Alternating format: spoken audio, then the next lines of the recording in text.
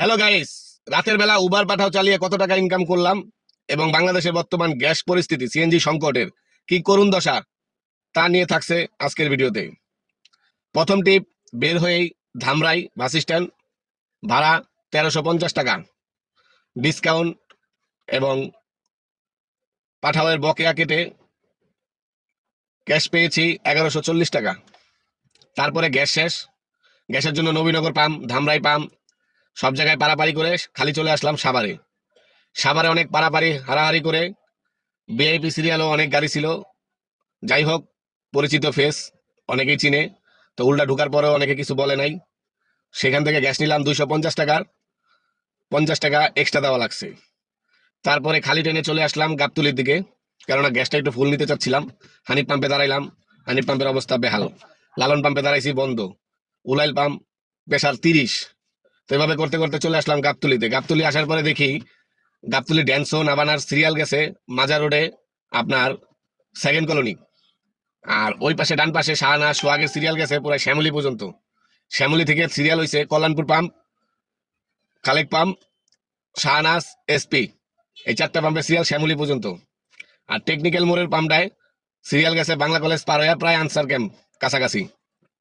তো এদিক থেকে তার গ্যাস পাওয়ার সম্ভাবনা নাই। তারপরে চলে গেলাম মিরপুরে, একটা টিপ ঢুকলো উবারে, সেই টিপটা নিয়ে চলে গেলাম গুলশানে 300 টাকায়, যেহেতু আমি 100 প্রেসারে গ্যাস নিয়েছিলাম, তো আমার গ্যাস ছিল। পরে সেখান থেকে ওই যাত্রীকে আবার নিয়ে আসলাম মিরপুরে, টোটাল পাইলাম 600। তারপরে আবার চলে গেলাম, কিছুক্ষণ বসেছিলাম, গ্যাসের জন্য গ্যাস শেষ। পরে কিংসুক পাম্প মিরপুর 2 নাম্বার, মিরপুরে তো বেশিরভাগ পাম্পই বন্ধ, 11 নম্বর পাম্প বন্ধ, তারপরে 10 নম্বরে 3-4টা পাম্প আছে, ওগুলো প্রায় সব বন্ধ ছিল, কারেন্ট ছিল না। তো কিংসুক পাম্পে রাত 1টা বাজে গ্যাস দেওয়া শুরু করছে। তখন আমি পিছন দিক দিয়ে কিংসুক পাম্পের গিয়ে ওইখানে যে অফার করলাম যে ভাই 100 টাকা দিব, আমাকে একটু বিএপি গ্যাস দিয়ে দেন। তারা বলতেছে কোনোভাবেই সম্ভব না। যাই হোক, ফাপড় টাপড় দিলাম, 2-4 জনের নাম টাম বললাম তাদের পাম্পেরই। তারপরে বললো ঠিক আছে 20 টাকার পরে দিব। ওকে, বৈশাখ ছিলাম। 10টা সিএনজি দেওয়ার পরে গ্যাস দিল 430 টাকার, নজেলে দিলাম 530। গ্যাসের প্রেশার ছিল 160। যাই হোক, তারপরে গ্যাস নিয়ে বসেছিলাম মিরপুরে, রাতে তখন বাজে 2টা 2:30। বসে থাকার পরে হঠাৎ করে একটা টিপ আসলো, ওই টিপটাই ফোন দিল। নামাই দিয়ে আসলাম মোহাম্মদপুর আপ ডাউন, সেখান থেকে পাইলাম 700 টাকা।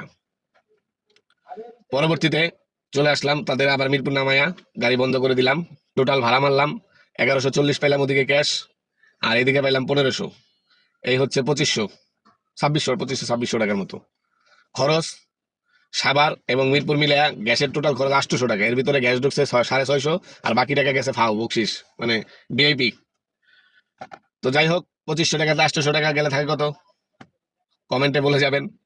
এই হচ্ছে খরচ আর এই হচ্ছে ক্যাশ। এই 1700 টাকা ক্যাশ থাকে সারা রাত গাড়ি চালিয়ে, রাত 10টা থেকে ভোর 4টা পর্যন্ত। এই হচ্ছে বাংলাদেশে বর্তমান উবারের পরিস্থিতি। আর গ্যাসের যে সিরিয়াল, গ্যাসের যে সমস্যা, এটা যে কবে শেষ হবে সেটা আল্লাহ ভালো জানে। তবে আমি মনে করি তারা যদি গ্যাসের দামটা বাড়িয়ে দেয়, হয়তো গ্যাসটা ঠিক হয়ে যাবে আবার আগের মতো। কিন্তু যদি দাম না বাড়ায়, যে পর্যন্ত দাম না বাড়বে সেই পর্যন্ত গ্যাস কখনোই স্বাভাবিক হবে না।